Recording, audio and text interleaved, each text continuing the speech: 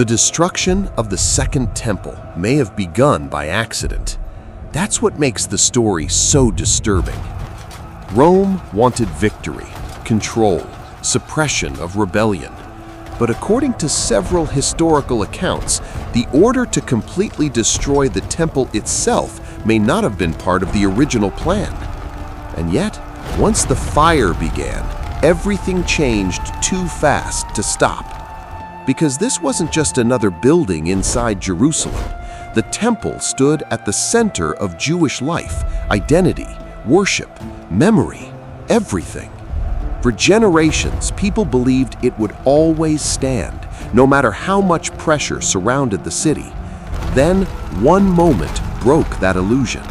A soldier, a flame, chaos spreading faster than command itself. And suddenly, the most important place in the city was burning, while crowds screamed, soldiers pushed forward, and the system holding Jerusalem together started collapsing in real time. That's what makes the event feel almost impossible to process. The temple didn't disappear slowly over years. It vanished within hours, and the people watching it happen understood immediately that nothing after this would ever feel the same again. How did the fire begin, and why did nobody manage to stop it once it started? By the time Roman forces pushed fully into the temple complex, discipline was already breaking down. That's the detail many accounts emphasize. The siege of Jerusalem had dragged on for months. Soldiers were exhausted, angry, and surrounded by destruction everywhere they looked.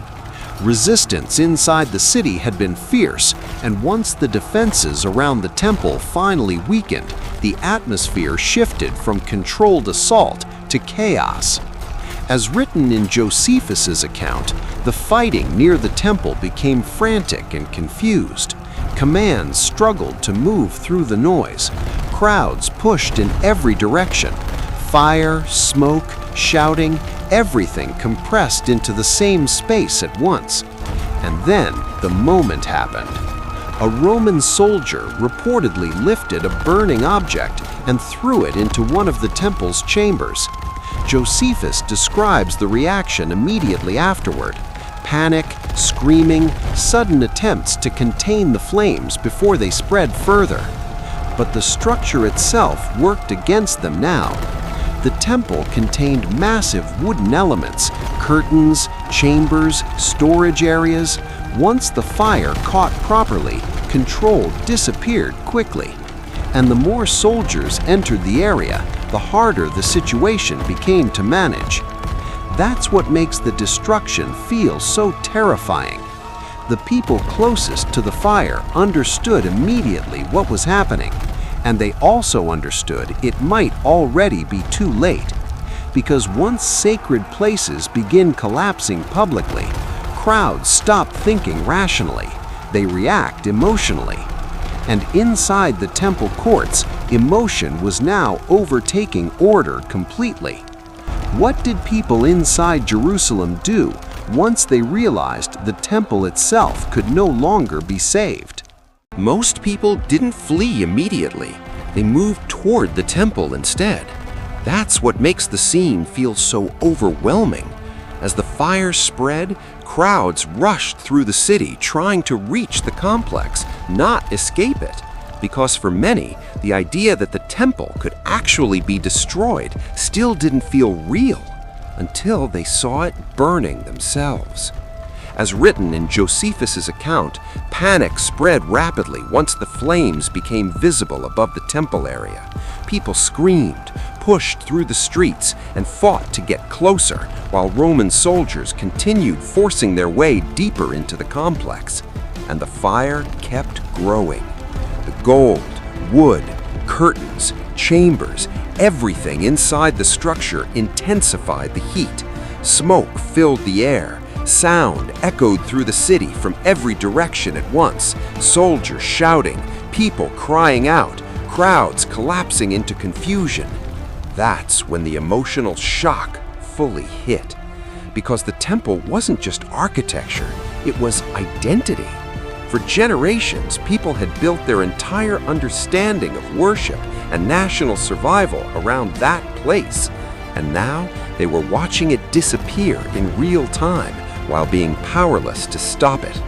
That's why the destruction felt larger than war. It felt like the collapse of certainty itself. And once crowds lose certainty during chaos, fear spreads faster than logic. The city was no longer just under attack, it was emotionally breaking apart. What was happening inside the temple itself as the fire moved out of control? Once the fire fully spread inside the temple, the destruction accelerated brutally fast. The heat became impossible to control. Flames moved through chambers, wooden structures, curtains, and storage areas, while smoke covered the entire complex. What had once felt permanent now looked fragile in front of thousands of people watching it collapse. And the fighting never fully stopped. As written in Josephus' account, Roman soldiers kept pushing deeper into the temple area even while the fire intensified around them. Crowds screamed, resisted, scattered, returned, chaos replacing any remaining order inside the city. But the most disturbing detail may be how quickly the atmosphere changed once the flames dominated the structure. People stopped talking about saving the temple. They started reacting to survival instead. Because once destruction reaches a certain point, the human mind shifts suddenly. Hope narrows, panic expands, and the realization spreads that the thing everyone believed would always stand is actually disappearing. That's what made the fire psychologically devastating. The temple represented stability itself. Generations had centered life around it, and now the center was collapsing in front of them, while nobody, not priests, crowds, or soldiers, could reverse what had already started. By this point, Jerusalem wasn't just losing a battle, it was losing the structure that held its identity together. And once that structure was gone, the city itself no longer felt the same. What exactly was lost the moment the temple finally fell? When the Second Temple finally fell, something larger than a building disappeared with it. Because the temple was never just stone, gold, or ritual. It was the center of Jewish life itself, the place where worship, identity, authority, and national memory all connected together. And once the fire consumed it, people immediately understood that the world they had known was over. That's why the destruction felt so final, not only because Rome had won, but because nothing inside Jerusalem could return to the way it had been before that day. And maybe that's what makes the event feel so haunting even now. The temple survived wars, political tension, rulers, revolts. People believed it would continue surviving because it always had.